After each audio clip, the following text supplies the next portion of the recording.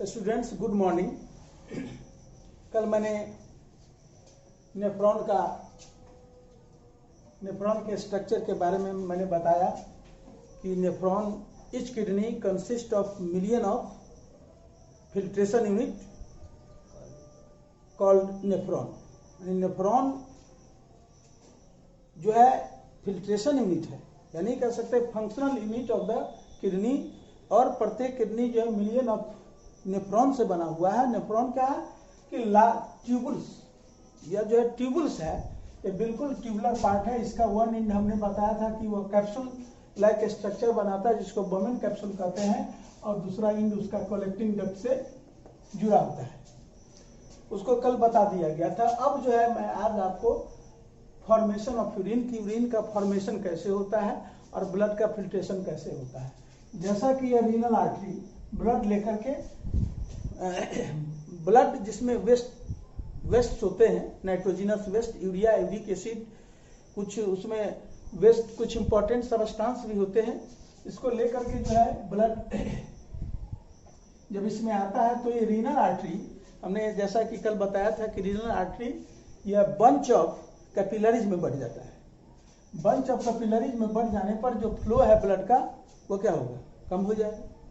तो कैपिलरीज का wall of the capillaries is 1 cell thick and pressure increases in the capillaries and this wall of capillaries is porous, जिससे कुछ micro molecules, urea, uric acid, कुछ amino acid, कुछ glucose और salt भी जो है यहाँ से छन करके इस ग्लोमेरुलस से छन करके इसमें आ जाता है ना, ग्लोमेरुलस से छन करके इसमें आ जाता है। तो यहाँ पर फिल्ट्रेशन होता है, देखते हैं तो देखेंगे कि ये, और फिर ब्लड जो है फिल्टर्ड होकर के फिर जो है से चला जाता है रीनल आर्टरी से। तो मेन हम देखेंगे यहाँ फॉर्मेशन ऑफ यूरिन कैसे होता है। तो main purpose of formation of urine is to filter out the nitrogenous waste of blood. Main purpose क्या है यूरिन का बनने का?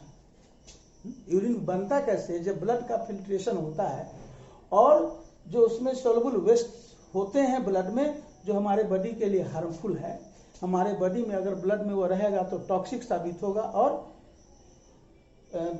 हम सरवाइव नहीं कर पाएंगे, मर जाएगा इंसान। तो उस वेस्ट को निकालने के लिए, जो टॉक्सिक वेस्ट है हमारे ब्लड में, उसी को निकालने के लिए ब्लड का फिल्ट्रेशन होता है। और ब्लड के फिल्ट्रेशन होने के बाद जो फिल्ट्रेट होता है, इनिशियल फिल्ट्रेट, उसी में नाइट्रोजिनस वेस्ट होते हैं। तो main purpose of formation of urine is to filter out nitrogenous waste from blood, यानी ब्लड से नाइट्रोजिनस वेस्ट को फिल्टर आउट करना, यानी निकाल देना है। अब कहाँ होता है? Nephron is the functional unit of kidney. Kidney में, ठीक है, किडनी में ब्लड का फिल्ट्रेशन होता है, लेकिन किडनी के अंदर जो मिलियंस ऑफ जो नेफ्रॉन है उसमें प्रत्येक नेफ्रॉन में होता है, यानी मिलियन ऑफ नेफ्रॉन है तो मिलियन ऑफ नेफ्रॉन में वो फिल्ट्रेशन का प्रोसेस होता है। तो nephron is the functional unit of kidney and it filter out the nitrogenous waste such as urea, uric acid, excess salt भी। नाइट्रोजिनस वेस्ट, यूरिया और यूरिक एसिड के अलावे एक्सेस सॉल्ट जो है, excess water from the blood, है ना, इन सब इनको निकालता है, फिल्टर करता है। ईच कैपिलरी क्लस्टर मीन्स होता है बंच, गुच्छा। तो ईच कैपिलरी क्लस्टर, कैपिलरी है क्या? वही जो रीनल आर्टरी बोमेन कैप्सूल में आकर के, इस बोमेन कैप्सूल में आकर के जो कैपिलरीज में बट गया, बंच ऑफ कैपिलरीज में बट गया, जिसको ग्लोमेरुलस कहते हैं। तो उसी के बारे में बता रहा हूं कि इच कैपिलरी क्लस्टर यानी glomerulus, called glomerulus associated with cup shaped structure. वो किससे एसोसिएटेड है, किससे जुड़ा हुआ है? कप शेप्ड स्ट्रक्चर से जुड़ा हुआ है। तो वही की इच कैपिलरी, जिसको हम ईच कैपिलरी क्लस्टर और bunch called glomerulus associated with cup shaped structure जिसको हम बोमेन कैप्सूल कहते हैं, called the collect the filtered urine. वो फिल्टर्ड यूरिन को कलेक्ट करता है ना, फिल्टर्ड यूरिन को कलेक्ट करता है। यहां पर इस ग्लोमेरुलस से छन करके इस बोमेन कैप्सूल में आता है, जिसको हम इनिशियल फिल्ट्रेट कहते हैं। क्या कहते हैं? Initial filtrate. अब जो है सम सबस्टांसेज, हमने कहा कि इनिशियल फिल्ट्रेट छनने के बाद जो फिल्ट्रेट है उसको हम इनिशियल फिल्ट्रेट कहते हैं। तो some substances in the initial filtrate में कुछ सबस्टांसेज जो हमारे बॉडी के लिए इंपॉर्टेंट है, ऐसा नहीं कि वेस्ट ही होता है, कुछ इंपॉर्टेंट सबस्टांस भी छन जाता है, ग्लूकोज, एमिनो एसिड, ये सब भी छन करके बाहर आ जाता है, लेकिन हमारे बॉडी के लिए वो इंपॉर्टेंट है। Filtrate such as glucose, amino acid, salt and major part amount of water are selectively reabsorb as the initial filtrate.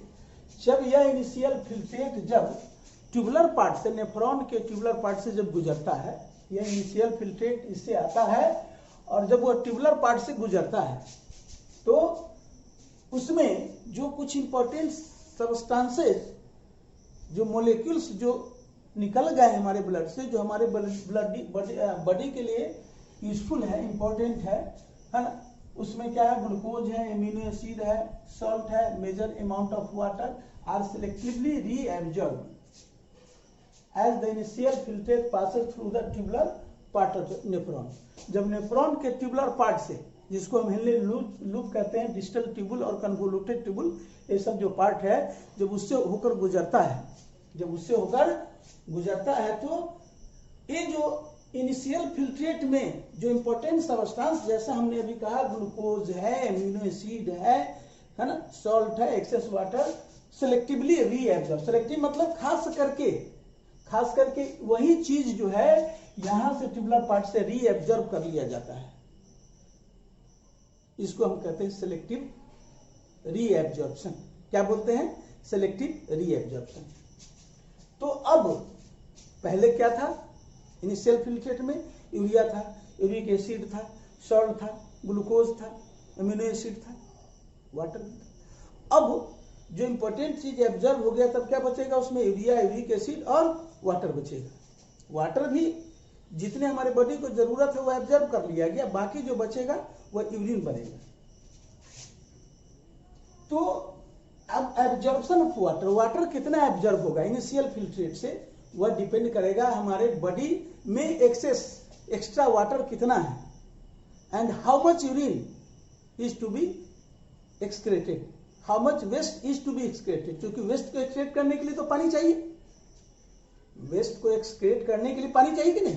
अगर अपने घर से आप जो है अगर कचरा को निकालते हैं, फ्लोर को धोते हैं, पानी से क्यों धोते हैं? क्योंकि पानी के साथ वो वेस्ट बह जाएगा। तो यहाँ absorption of water depends on that how much excess water is present in the body. अब वाटर कितना एब्जॉर्ब होगा यह डिपेंड करेगा हाउ मच एक्सेस वाटर, कितना अधिक वाटर हमारे बॉडी में है, and how much waste has to be present in the body, and how much waste has to be excreted, और कितना वेस्ट एक्सक्रेट करना है। जितना ज्यादा वेस्ट एक्सक्रेट करना रहेगा तो यूरिन में वाटर ज्यादा बचेगा, है ना। कम अगर वेस्ट एक्सक्रेट करना है तो ज्यादा से ज्यादा वाटर जो है। अब जो है तो हमने कहा कि वाटर जो है कितना एब्जॉर्ब होगा, रीएब्जॉर्ब होगा ट्यूबुलर पार्ट से, यह डिपेंड करेगा कि how much excess water is present in our body and how much waste has to be excreted। तो सिलेक्टिव रीएब्जॉर्प्शन के बाद जो भी इंपॉर्टेंट चीजें निकल जाएगा, अब जो बचेगा वाटर, यूरिया और यूरिक एसिड जो बचेगा और वह यूरिन बन जाएगा। इस तरह से यूरिन का फॉर्मेशन हो गया। अब जो है the urine forming in each kidney, प्रत्येक किडनी में जो यूरिन बनता है is stored in the urinary bladder. वह कहाँ जमा होगा? यूरिनरी ब्लैडर, जिसको हिंदी में मूत्राशय कहते हैं, urinary bladder, through the ureter, है ना।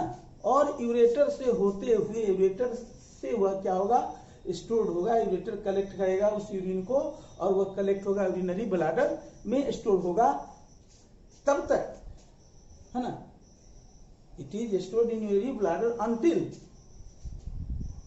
We excrete it through the urination. जब तक यूरिनेशन के द्वारा हम इसको बॉडी से बाहर नहीं निकाल देते हैं तब तक वो हमारे बॉडी में जमा रहेगा।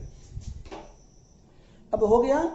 अब जो है कुछ व्यक्ति की किडनी खराब होती है, किडनी में माल फंक्शनिंग होता है, यानी किडनी ठीक से काम नहीं करता है या बिल्कुल खराब हो जाता है। बहुत सारे कारण हो सकते हैं। तो जब किसी व्यक्ति का किडनी वह फंक्शन नहीं कर रहा हो या डैमेज हो गया हो किसी भी कारण से, तो ऐसे लोग क्या मर जाते हैं, है ना, या उनको जिंदा रखा जा सकता है क्या? जब किडनी डैमेज हो गया तो ब्लड का फिल्ट्रेशन हो सकता है कि नहीं? तो हो सकता है। और बॉडी से बाहर मशीन होता है जिसको हम डायलाइजिंग मशीन कहते हैं, या उसको हम आर्टिफिशियल किडनी कहते हैं। डायलाइजिंग मशीन या आर्टिफिशियल किडनी कहते हैं। उसमें ब्लड का फिल्ट्रेशन होता है, ब्लड को फिल्टर किया जाता है और वेस्ट निकलने के बाद फिर ब्लड को लौटा दिया जाता है। और इस प्रोसेस को हम डायलाइसिस कहते हैं और इस मशीन को डायलाइजिंग मशीन कहते हैं। इस डायलाइजिंग मशीन में बहुत सारे जो है ट्यूब्स होते हैं। जिस तरह से यहाँ आपने ग्लोमेरुलस में देखा कि बहुत सारे ग्लोमेरुलस में नहीं, नेफ्रॉन को आपने देखा, और ठीक उसी तरह से बहुत सारे ट्यूब बने होते हैं। ट्यूब जो है सेलुलोज के होते हैं, है ना, पोरस होता है इनका वाल। और पेशेंट के बॉडी से ब्लड को जो है इस पोरस जो ट्यूब्स होते हैं, बहुत सारे ट्यूब्स डायलाइजिंग मशीन के अंदर उसे गुजारा जाता है। और यह ट्यूब्स इस मशीन के अंदर, यानी ट्यूब्स जो है लबाडब भरा हुआ रहता है। यह जो है डायलाइजिंग सॉल्यूशन, जिसमें डायलाइजिंग सॉल्यूशन होते हैं जो जिसका कंपोजिशन प्लाज्मा की तरह होता है ना, प्लाज्मा की तरह होता है और उसमें यूरिया यूरिक एसिड के नहीं होते हैं।